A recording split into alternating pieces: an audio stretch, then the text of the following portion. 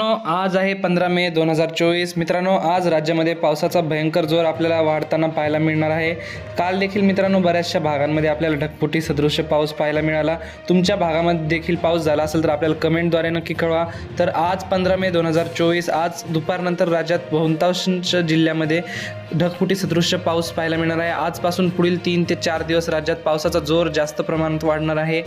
तर या व्हिडिओमध्ये आपण सविस्तर आढावा घेणार आहोत. तत्पूर्वी तुम्हाला एक विनंती आहे, तुम्ही चॅनलवर नवीन असाल तर चॅनलला सबस्क्राईब करा. चॅनलला आत्ताच सबस्क्राईब करा व व्हिडिओला लाईक देखील नक्की करून द्या.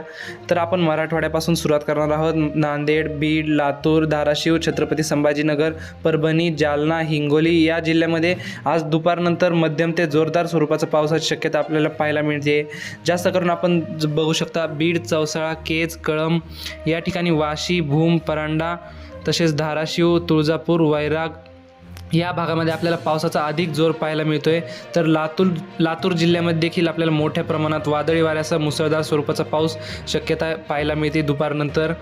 तर मित्रांनो, तसेच छत्रपती संभाजीनगर आसपासच्या परिसरामध्ये देखील आपल्याला मोठ्या प्रमाणात पावसाची शक्यता पाहायला मिळते. पैठण, जालना या भागामध्ये देखील आपल्याला ढगफुटी सदृश्य पाऊस पाहायला मिळते दुपारनंतर.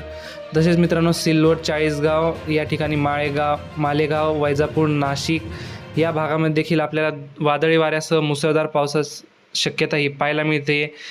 मित्रांनो, इगतपुरी, जुन्नर, खोपोली, खेड तसेच या ठिकाणी पुणे या ठिकाणी देखील जोरदार पावसाची शक्यता आहे. तर मित्रांनो, ही होती हवामानाविषयी छोटीशी माहिती. आपल्या चॅनलला सबस्क्राईब नक्की